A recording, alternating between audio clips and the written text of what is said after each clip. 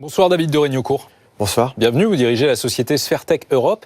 Depuis 15 ans, vous étudiez la qualité des carburants, pour le dire de cette manière, et leur impact. Aujourd'hui, le diesel est-il légitimement l'ennemi numéro 1 ? Le diesel est le moteur préféré des Français. Effectivement, une majorité d'automobilistes français roulent au diesel. Voilà. On a assisté ces dernières années à la dieselmania du parc roulant. Aujourd'hui, ils sont pris en otage. On leur a vendu du diesel. Et aujourd'hui, on leur dit, voilà, vous êtes des pollueurs. Donc la vérité, c'est qu'on peut vivre avec un diesel, il suffit de l'entretenir d'une façon qui convient, et on peut reconnaître que les constructeurs ont fait des efforts considérables pour améliorer la condition. C'est pour ça que parfois on parle du diesel propre. Ce sont deux mots qui peuvent véritablement cohabiter. Clairement. C'est une réalité aujourd'hui. Il ne s'agit pas d'une schizophrénie. Aujourd'hui, il faut regarder les gens qui ont connu les années 80.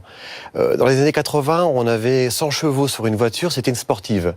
Aujourd'hui, on a des voitures qui font 200 chevaux, qui pèsent 300 kilos de plus et qui consomment moins que les voitures des années 80. Donc, c'est bien que des efforts sur les rendements ont été obtenus. Donc, les moteurs sont bien nés. Le problème, c'est pas le diesel, c'est la voiture. L'âge de la voiture, notamment. Disons que c'est surtout l'usage de la voiture.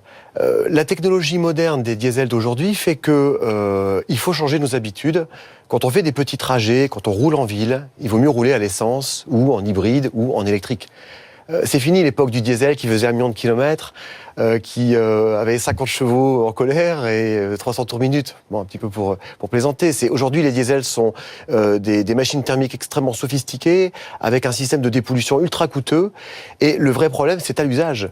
Pour les consommateurs, nous avons fait une étude qui portait sur le parc roulant. Il faut quand même savoir que l'âge du parc moyen en France, la voiture, c'est 8 ans,6. Et 73% des moteurs souffrent en silence.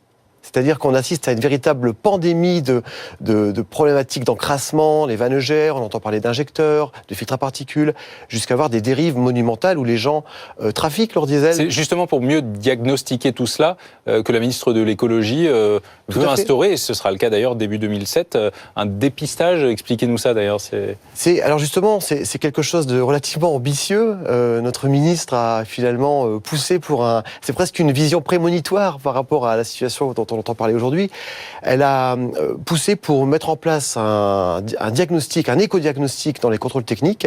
Donc c'est un contrôle technique poussé. C'est une véritable révolution, puisqu'en fait la France pourra être leader en Europe dans un contrôle technique qui est un peu un dépistage des capacités respiratoires des moteurs. C'est pour moins polluer ? Tout à fait. En fait, c'est à la fois pour moins polluer, mais le consommateur ne doit pas le vivre comme une pollution-sanction. Pollution égale grosse dépense. Donc l'idée, c'est de ne plus acheter une voiture en aveugle, c'est potentiellement de pouvoir avoir recours à des actions préventives d'entretien.